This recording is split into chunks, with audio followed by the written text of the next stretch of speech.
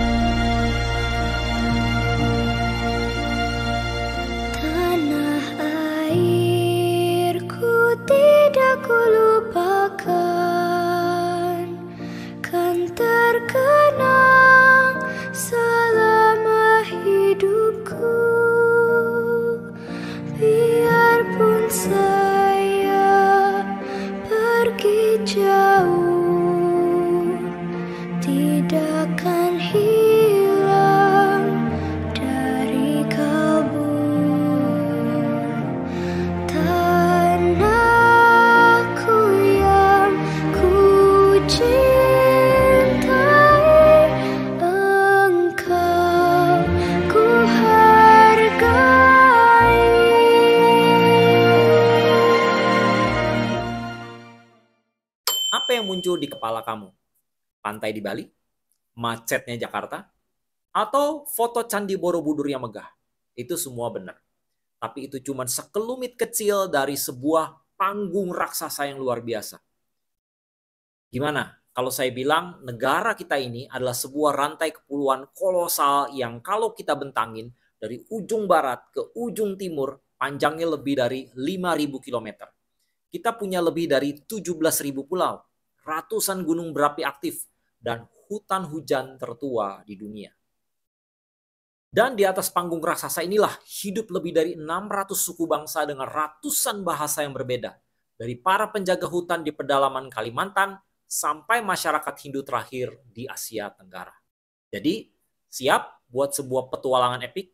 Episode kali ini kita akan menjelajahi panggung geografis dan mozaik budaya yang membentuk negara super kompleks bernama Indonesia. Kita akan kenalan sama beberapa suku paling ikonik dan mencari tahu apa sih yang bikin mereka unik. Ini bukan cuma tentang geografi atau antropologi. Ini tentang memahami betapa luar biasanya rumah kita sendiri. Sebelum kita lanjut, tolong dukung channel ini dengan subscribe, like, dan komentarnya ya. Dan kalau bermanfaat, bantu share ke teman-teman dan nyalakan loncengnya supaya bisa update terus dengan channel ini. Yuk kita lanjut, tonton sampai habis ya. Oke, kita mulai dari dasarnya dulu nih. Secara geografi Indonesia itu nggak ada tandingannya. Kita adalah negara kepulauan terbesar di dunia. Luas daratannya aja kita udah peringkat ke-14 terbesar di dunia. Tapi yang bikin lebih luar biasa, luas lautannya kita itu 3 kali lipat lebih besar dari daratannya. Posisi kita juga super strategis di antara dua samudra, Pasifik dan juga Hindia. Dan jadi jalur utama perdagangan laut dunia. Tapi posisi ini juga punya harganya loh. Kita duduk manis di atas cincin api Pasifik, Ring of Fire, tempat bertemunya 3 lempeng tektonik raksasa. Hasilnya apa? Kita punya sekitar 150 gunung berapi aktif dan sering banget gempa. Serem sih, tapi albu vulkanik inilah yang bikin tanah di Jawa dan juga Bali super subur selama ribuan tahun. Puncak tertinggi kita bukan gunung berapi loh, tapi Puncak Jaya di Papua yang tingginya mencapai 4.884 meter. Nah, ada satu paradoks yang menarik yang ngebentuk identitas kita, yaitu paradoks benua maritim. Secara geografi dan sejarah, kita ini bangsa maritim. Kerajaan Sriwijaya dulu, jaya di lautan. Tapi anehnya, pusat politik, populasi, dan budaya kita justru terpusat di daratan, yaitu di Pulau Jawa yang padat banget. Pulau Jawa itu rumah bagi lebih dari separuh populasi Indonesia dan jadi pulau terpadat di dunia. Ini yang kadang bikin ada kesenjangan antara pusat di Jawa dan daerah pinggiran di pulau-pulau lain. Nah, program pemerintah kayak tol laut yang digagas oleh Presiden Jokowi itu sebenarnya adalah usaha buat menyelesaikan paradoks ini. Biar kita kembali sadar sama jati diri kita sendiri, yaitu negara maritim. Saking lebarnya negara kita dari timur ke barat, kita punya 3 zona waktu yang berbeda. Waktu Indonesia Barat, Tengah, dan juga Timur. Jadi jangan heran kalau teman kalian di Bali udah makan siang, sementara kalian di Jakarta baru mau sarapan. Di atas panggung geografis yang super beragam tadi, hiduplah mozaik manusia yang nggak kalah beragamnya. Semboyan negara kita, Bhinneka Tunggal Ika, berbeda-beda tapi tetap satu, itu bukan cuma pajangan. Itu adalah kenyataan sehari-hari. Kita punya lebih dari 600 suku dan 718 bahasa daerah.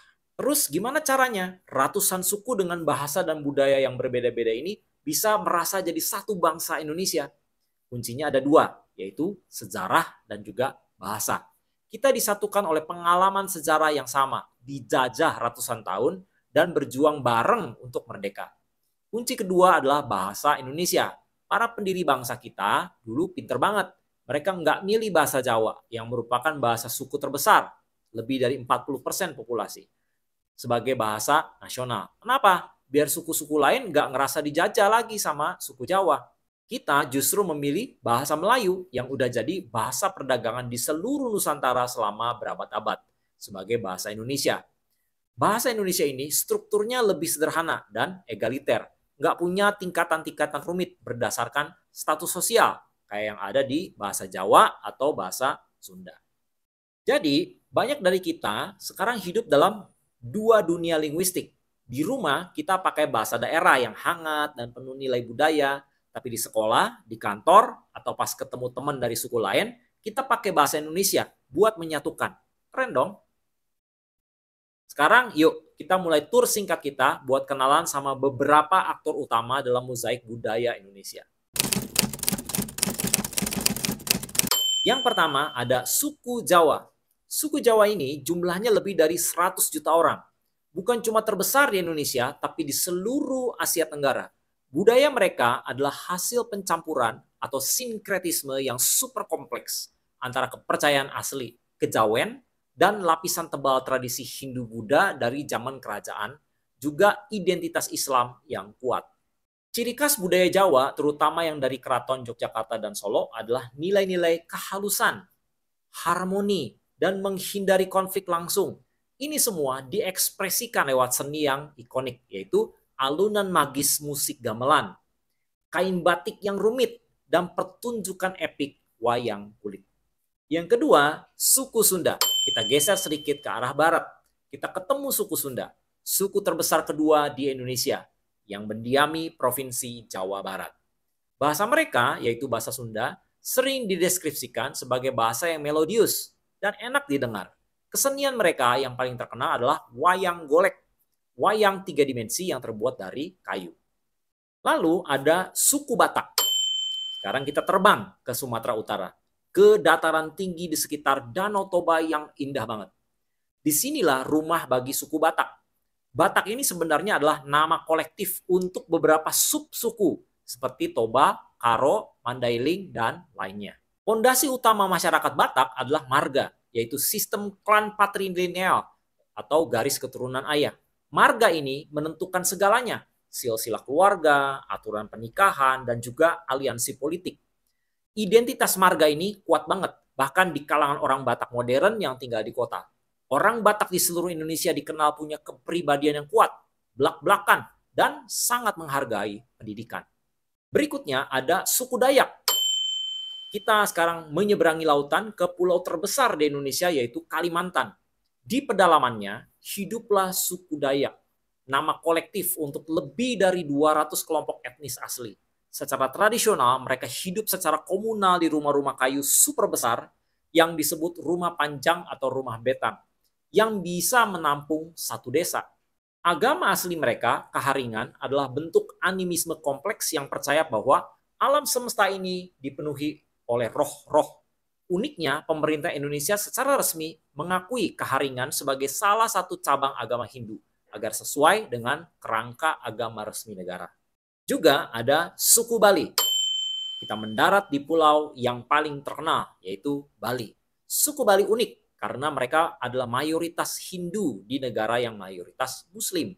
Agama bagi orang Bali yang disebut dengan agama Tirta atau agama air suci itu meresap ke dalam setiap aspek kehidupan. Ini adalah campuran unik dari Hindu, Buddha, dan kepercayaan leluhur. Setiap hari mereka membuat persembahan indah yang disebut canang sari. Tari-tarian, patung, dan musik gamelan mereka bukan cuma seni, tapi persembahan suci kepada para dewa.